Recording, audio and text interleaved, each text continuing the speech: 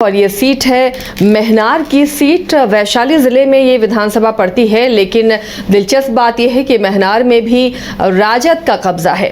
तो क्या यहाँ पर ये समीकरण काम करता है राजद प्रत्याशी की जीत के पीछे, या फिर प्रत्याशी यहाँ चेंज होते रहे हैं, या किसी खास कैंडिडेट का दबदबा रहा है, किसी खास परिवार का दबदबा रहा है, या फिर किसी खास पार्टी का दबदबा रहा है? रंजन जी, अगर महनार को आंकते हैं, महनार को अगर स्कैन करते हैं, तो क्या महनार की सीट कहती है? देखिए, जब महनार विधानसभा को आप स्कैन करेंगे तो पहली बात तो ये कि ये वैशाली जिला में है और हाजीपुर लोकसभा के अंतर्गत आता है। मतलब जो चिराग पासवान का जो कंस्टिट्यूएंसी है, पार्लियामेंट्री कंस्टिट्यूएंसी हाजीपुर, उसका हिस्सा है महनार विधानसभा। और आपको बता दें कि जब अभी लोकसभा का चुनाव हुआ था तो महनार से चिराग पासवान को जो है 55.13% वोट मिले थे और यहां से वो 33,000 से ज्यादा वोटों से लीड करने में कामयाब हुए थे। तो बड़ी लीड मिली थी चिराग पासवान को, ये एक चीज दिखती है।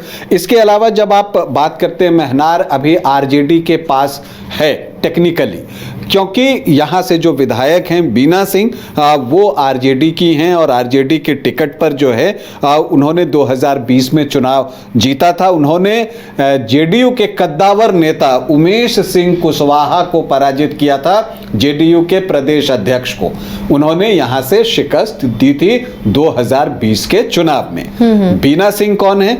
बीना सिंह है रमा किशोर सिंह की वाइफ, रामा सिंह की वाइफ। तो अब जो है रामा सिंह उस वक्त आरजेडी में थे। इस बार जब लोकसभा का चुनाव हो रहा था तो उन्हें उम्मीद थी कि उन्हें वैशाली से जो है टिकट मिलेगा। अगर वैशाली से न मिले तो शिवहर से कुछ बातें बन सकती हैं, लेकिन ऐसा कुछ हुआ नहीं। वैशाली से मुन्ना शुक्ला चुनाव लड़े और शिवहर से रितु जायसवाल को आरजेडी ने टिकट दे दिया। तो फिर वो नाखुश हुए। हालांकि वो ये बात मानेंगे नहीं कि टिकट की वजह से उन्होंने पार्टी छोड़ी, लेकिन बाद में उन्होंने आरजेडी छोड़ दिया। उससे पहले वो एलजेपी में ही थे, फिर वो आरजेडी में आए। अब वापस जो है वो आरजेडी में चले गए, मतलब उनकी घर वापसी हो चुकी है। तो अब बीना सिंह उनकी पत्नी है। तो अब ऐसे में देखना दिलचस्प होगा कि क्या बीना सिंह अभी तक आरजेडी में बनी हुई हैं, चूंकि वो विधायक हैं, तो अब क्या बीना सिंह इस बार जो है आरजेडी में ही रह के चुनाव लड़ेंगी? और अगर वो तैयार भी हैं तो क्या आरजेडी उनको टिकट देने के लिए तैयार होगा? ये सवाल यहाँ पर आते हैं। और अगर ऐसा नहीं होता तो सिटिंग सीट होने के बावजूद आरजेडी के लिए यहाँ पर वैकेंसी है, मतलब यहाँ पर उम्मीदवार की तलाश होगी। तो क्या ये समीकरण आरजेडी को यहाँ पर फेवर करेंगे? देखिए, समीकरण पर हम आए, पहले चीजों को हम समझ लेते हैं।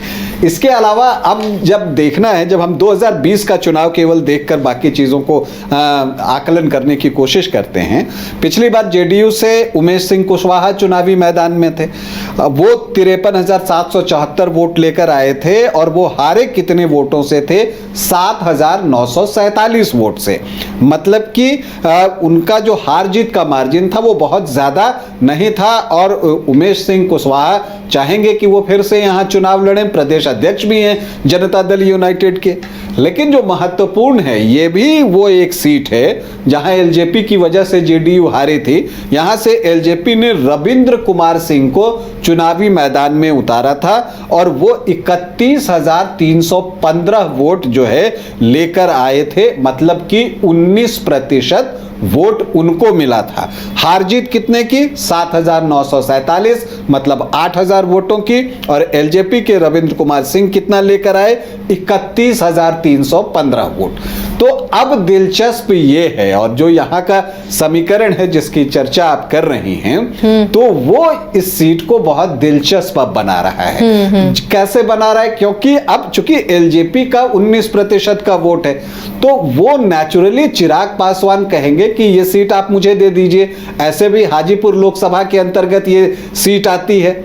दूसरी बात, वैशाली से रमा सिंह जो है वो आपको रघुवंश बाबू को भी चुनाव हरा चुके हैं। हैं और रघुवंश बाबू और रमा सिंह के बीच जो है एक राजनीतिक अदावत रही दोनों के बीच में। और जब रमा सिंह आरजेडी को ज्वाइन करते हैं तो रघुवंश बाबू ने इस्तीफा दिया था आरजेडी से।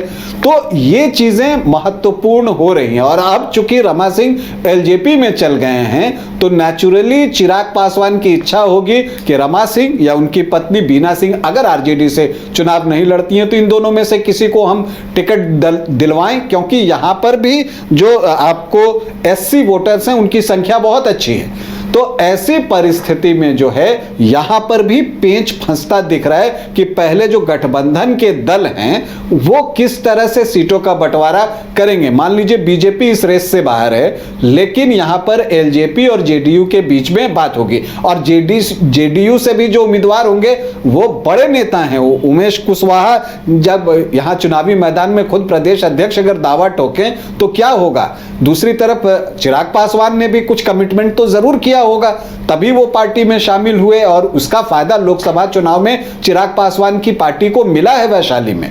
तो अब ये देखना दिलचस्प होगा कि क्या होता है। अब वैकेंसी आरजेडी में क्रिएट हो जा रही है अगर बीना सिंह वहां से नहीं लड़ती हैं तो तब ऐसी परिस्थिति में आरजेडी किसे यहां से चुनावी मैदान में उतारेगा, यह भी एक बड़ा सवाल है।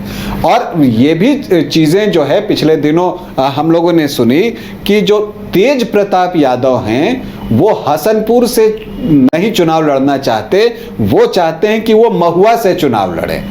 तो महुआ के जो विधायक हैं मुकेश रोशन, तो वो आपने देखा था कि वो फिर रोने भी लगे थे, आंसू भी उनके निकल आए थे।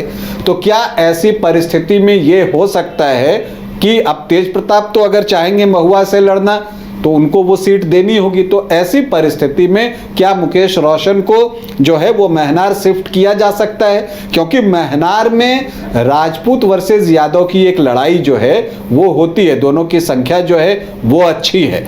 तो अब इस परिस्थिति में यहाँ पर उम्मीदवारों का इस तरह से देखने को मिलता है। फिर जो रविंद्र कुमार सिंह हैं वो किधर जाते हैं। आप पीके से नजदीकियां बढ़ रही हैं, क्या वो चुनावी मैदान में उधर से तो नहीं उतर जाते। पिछली बार वो 19% वोट लेकर आए थे और रविंद्र कुमार सिंह भी जो हैं वो राजपूत ही हैं। तो अब ऐसी परिस्थिति में जो है एक दिलचस्प स्थिति आपको महनार में देखने को मिलेगी।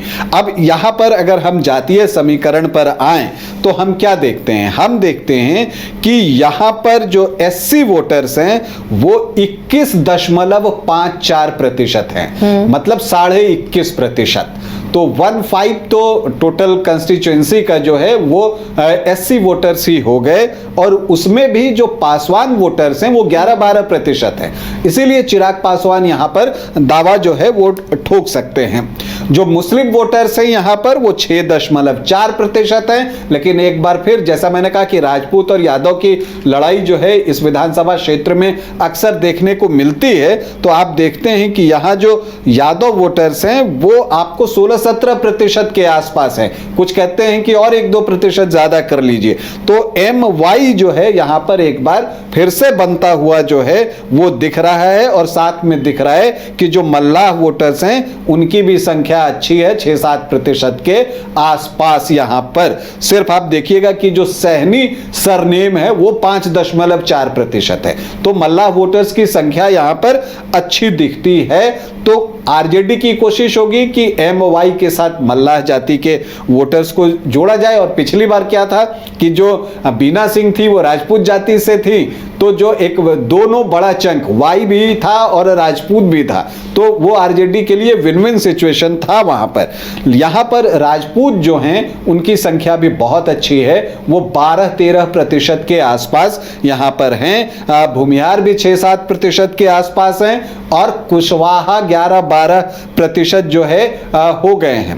पहले जब जो ये नया परिसीमन हुआ ना, जब आप देखिएगा महनार में पहले जाकर तो यहां पर ज्यादातर राजपूत या यादव जो है आपको विधायक बनते हुए दिखेंगे, लेकिन नए परिसीमन में जब जंदाहा को इसके साथ जोड़ा गया तो कोयरी कुर्मी वोटर्स की संख्या भी यहां पर बढ़ गई। और यही वजह है कि आप देखते हैं कि उमेश सिंह कुशवाहा भी 2015 में चुनाव जीतने में सफल रहे और अभी भी जो है वो दावा करेंगे कि वो यहां से चुनाव लड़ेंगे। 2020 में भी वो चुनाव लड़े। तो जो यहां पर आप देखते हैं कि उनकी संख्या भी अच्छी है, 11-12% के आसपास, ब्राह्मण 3-4% और वैश्य 8-9% के आसपास है। तो दोनों के अपने अपने यहां पर समीकरण है। तो उसको देखकर जो है वो लगता है कि यहां पर एक चीज जो एनडीए को तय करना है कि जेडीयू यहां से चुनाव लड़ेगा या एलजेपी यहां से चुनाव लड़ेगा, क्योंकि अगर जो सामान्य जाति के वोटर्स हैं उनके साथ वैश्य जुड़ जाएं और दलित वोटर्स जुड़ जाते हैं तो फिर एनडीए के लिए राह आसान हो जाएगी। और अगर कैंडिडेट मजबूत हुए, चाहे वो रमा सिंह हो या उनकी पत्नी बीना सिंह हो, तब अगर बीना सिंह लड़ती हैं एनडीए से तब की बात, तो ऐसी परिस्थिति में जो है उनके जीतने की संभावना जो है वो ज्यादा हो जाएगी। लेकिन दूसरी तरफ अगर ये देखना होगा कि अगर रविंद्र सिंह खड़े हो जाते हैं पीके के टिकट पर या किसी निर्दलीय भी अगर खड़े हो जाते हैं, तो चूंकि पिछली बार वो भी यहां पर 31,000 वोट लेकर आए हैं तो कुछ राजपूत वोट तो उनको भी आए ही होंगे। तो वो वोट जो है क्या वो बीजेपी के साथ या एनडीए के साथ वो इंटैक्ट रहेगा या रविंद्र कुमार सिंह भी लेकर जाएंगे।